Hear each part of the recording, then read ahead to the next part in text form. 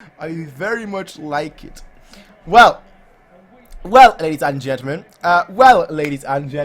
we beat Barcelona 8-2. And while I want to hear what the commentators have to say about that, and while this reminds me, of course, about the 7-0 that when we beat Barcelona 7-0 over 2 legs, I want to get my point across right now, because this is my post-match review. I'll say this right now, and then later on edit this out and put it on YouTube, alright? So, my post-match review about this game. Fantastic. Fantastic. 8-2. Look at the score. Coutinho, 85th, 89th, Lewandowski, 82nd, Kimmich, 63rd, Gnabry, 27th, Perisic, 22nd, Müller, 4th, and 31. And on Barcelona's side, Alaba scored the own goal, and Luis Suarez scored his goal. Okay, here's my thoughts about this game. I predicted a 4-1 result, and I was called mad. Barcelona in the first half only have themselves to blame. I mentioned this during the first half, during the halftime, but Barcelona only have themselves to blame for the first half capitulation. They tried playing out from the back and it didn't work. They tried they tried being silly, playing out from the back. We punished them multiple times, and you'd figure that after they would change that. They sort of adjusted in the second half, but they didn't completely change that. Setien is going to be gone. Let's not kid ourselves. Setien is going to be gone. They also stopped our passing in the first half. They are passing through the center in the first half, in the first 10 minutes or so. Then they stopped doing that completely once Gnabry and Perisic came more centrally and allowed us to have more options in midfield. They only have themselves to blame. However, we were clinical, which is not something we're even the most clinical team, or we're the least clinical team in world football. It's one of those odd things where we either score goals like we did today, or we have 50 chances and don't score a single goal. It's one of those two, right? And let me compare this performance to our Chelsea performance, considering that was our last opponent in the Champions League.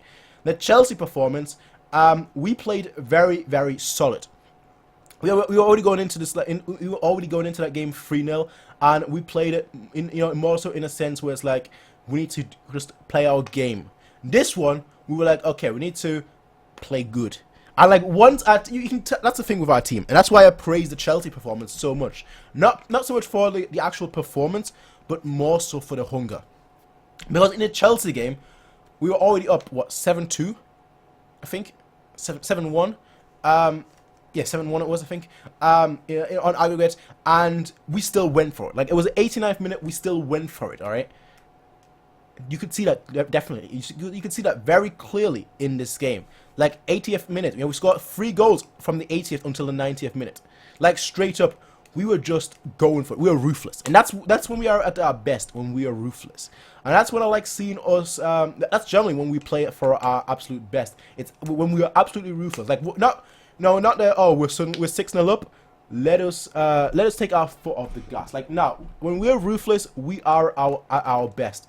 The whole talk before this game was about Lewandowski. Lewandowski, Messi. Lewandowski, Messi. Lewandowski, Messi.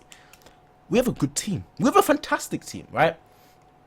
Can our team get better? Yes. Players that I think definitely need to get better. One, Perisic. I think he has a lot that he can work on to get better. He scored 2 goals today. Another player that I think can improve as well, Müller. Müller, he is, in my opinion, our most important player in our whole team. He's the reason why we're so good. And I say that all the time. I will keep saying that until the end of time. Until he's not the best player anymore. Our most important player anymore. To me, he's our most important player. Are there things he can work on? Absolutely. He's not greedy enough. He likes to pass the ball. He doesn't like to shoot the ball. He still got 2 goals today. He still got 2 goals today. Because he finds himself in these positions. And a lot of the times when he finds himself in these positions, he likes to lay the ball off. He likes to pass the ball. He doesn't like to take the shot himself. If he was more greedy, if he was more hungry, then he would easily have another 10, 15 goals to his tally each season. But he's not that kind of person. He much rather prefers the assist.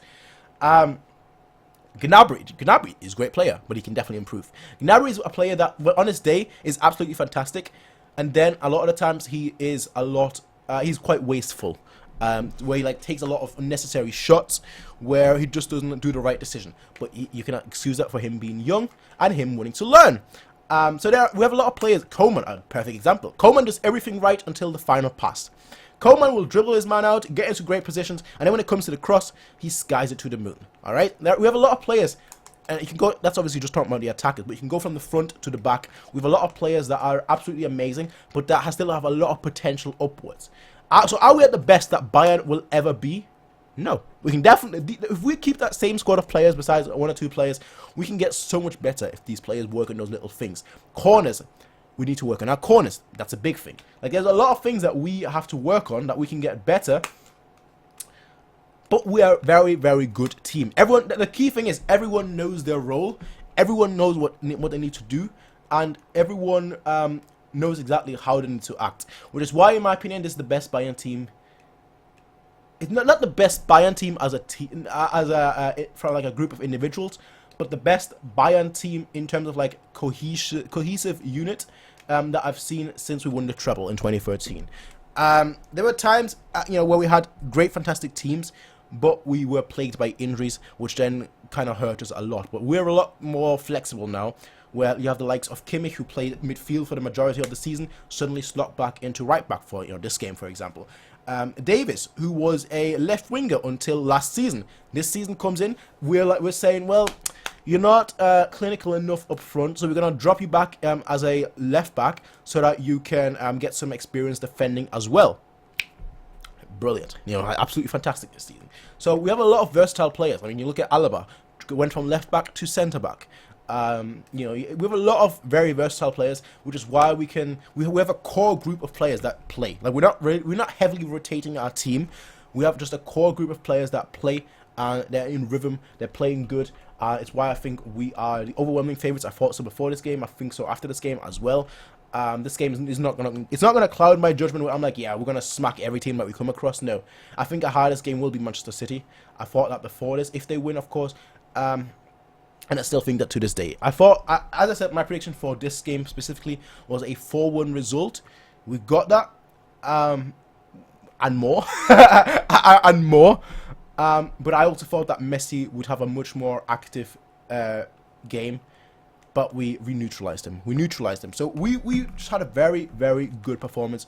We had a very, very good game, and shoot, we're in the semis now. We're in the semis now. Onwards, forwards, and, well, most certainly upwards. That's all I can say. That's all I can say about this game. I very much enjoyed it. Let's have a look at what some of you thought. Ladies and gentlemen.